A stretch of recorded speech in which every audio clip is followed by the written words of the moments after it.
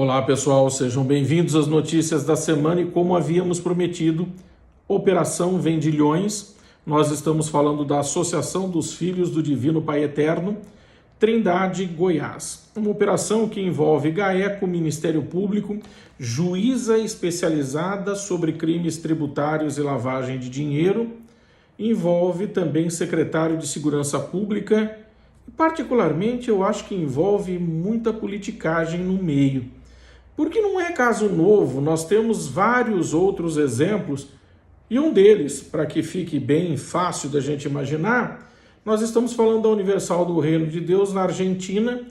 O escândalo é do ano de 2010 a 2014, e neste ano foi deflagrada uma operação para justificar 100 milhões de dólares, que ninguém sabe se entrou, se permaneceu, se saiu, porque não houve declaração.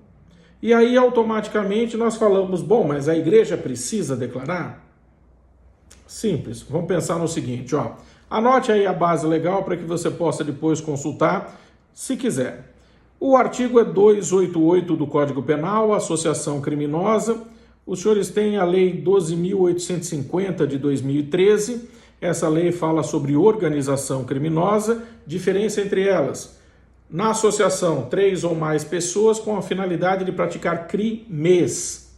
Na organização, 4 ou mais pessoas de forma estabilizada, bem organizada, praticando crimes para obtenção financeira.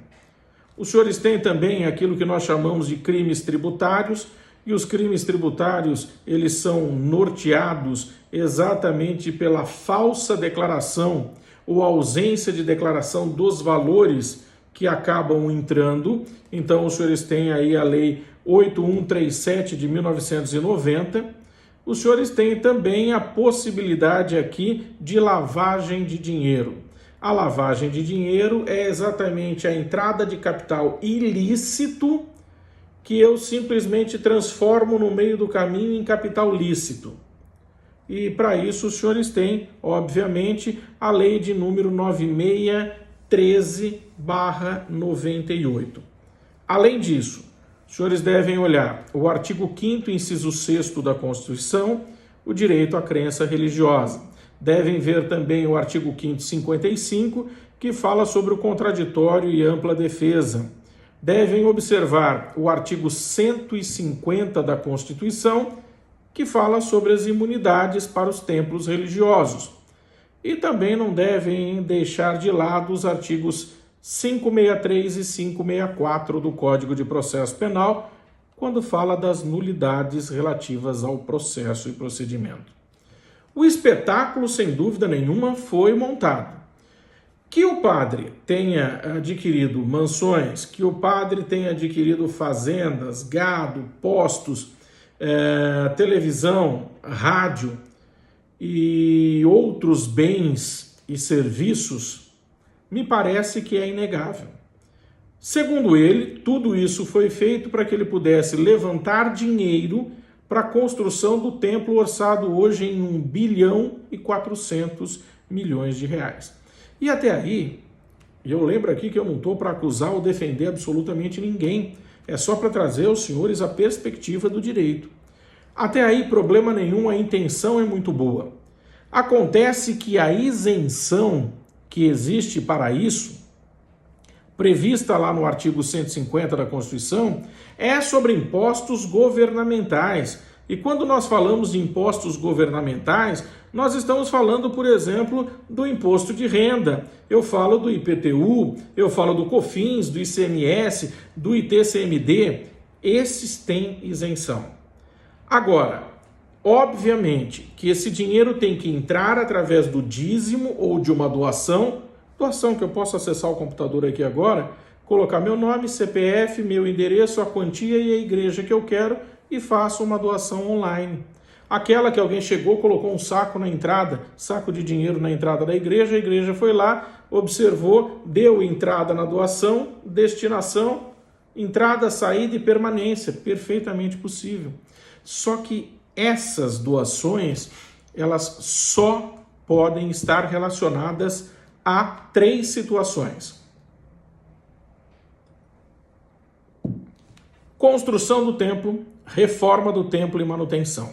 Se eu quiser ter um empregado, um faxineiro, esse faxineiro tem que ser pago por alguém, ou alguém tem que fazer esse serviço, porque a finalidade da igreja jamais, em hipótese alguma, pode ser lucrativa.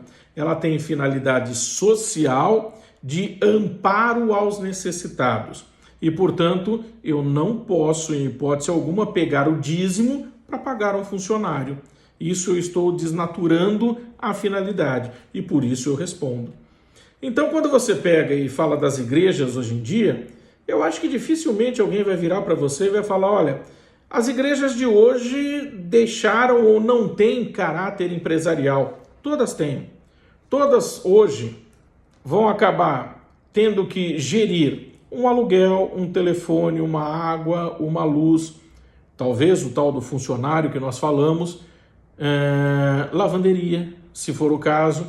E aí, óbvio, se você tem essa finalidade que vem para o lado empresarial, eu preciso de um gestor. E aí eu vou tomar a liberdade de ler para você o que significa uma gestão de negócios. Olha só, é a área da administração de empresas responsável por gerenciar as ações planejadas para a concretização de objetivos. A mim parece claro que nós estamos falando da Associação dos Filhos do Pai Eterno. Se eu estou adquirindo bens e serviços para fazer mais dinheiro, para poder construir mais rápido o templo, então eu estou falando de uma gestão de negócios. Eu não posso receber dízimos e dispor deles para a compra de uma mansão, a compra de gado, porque isso gera tributação. E se gera tributação, eu não estou falando que o negócio é ilegal, eu estou falando que, obviamente, eu tenho que declarar.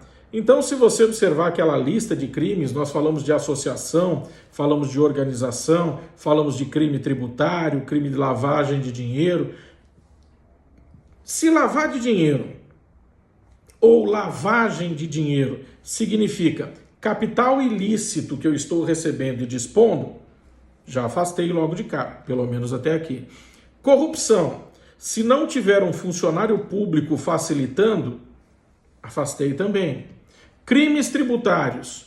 Falsear a declaração ou deixar de apresentar, é possível.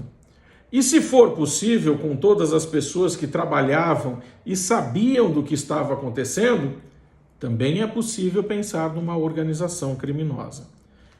Que me parece que é exatamente aí que o Ministério Público vai pegar, até porque ele deu entrevista, um dos promotores, falando, o padre terá muito o que explicar. Pelo amor de Deus, Ministério Público não dá entrevista. Defesa não dá entrevista para não ganhar clamor público. E mais do que isso, o juiz não se posiciona antes da sentença. Essa é uma discussão de ontem, inclusive no STF, quando o ministro dizia exatamente isso. O fator dar entrevista sobre algo que está aberto pode fazer com que se perca o foco, com que nós tenhamos a perspectiva de uma investigação que perdeu a seriedade. E o que é pior, eu não posso, em hipótese alguma, transformar tudo isso num espetáculo circense, sob pena de prejudicar o contraditório, a ampla defesa e causar nulidade no processo. É isso exatamente que nós estamos vendo. Mas, óbvio, as cenas dos próximos capítulos estão por vir, porque, afinal de contas, o nosso presidente da República, desde a sua entrada como gestor deste país, diz que ele quer, a todo custo, tirar a perspectiva de responsabilização das igrejas, flexibilizar impostos e também perdoar dívidas. Então pode ser que nós tenhamos aí no entremeio uma coisa ou outra se deslocando para lá e para cá e não sendo do jeito que parece. Meus caros, eu espero que curtam as nossas notícias da semana, divulguem para os seus amigos, espero que tenha ficado um pouquinho mais claro as possibilidades. Fiquem com o meu mais forte abraço e até o nosso próximo encontro, se Deus quiser.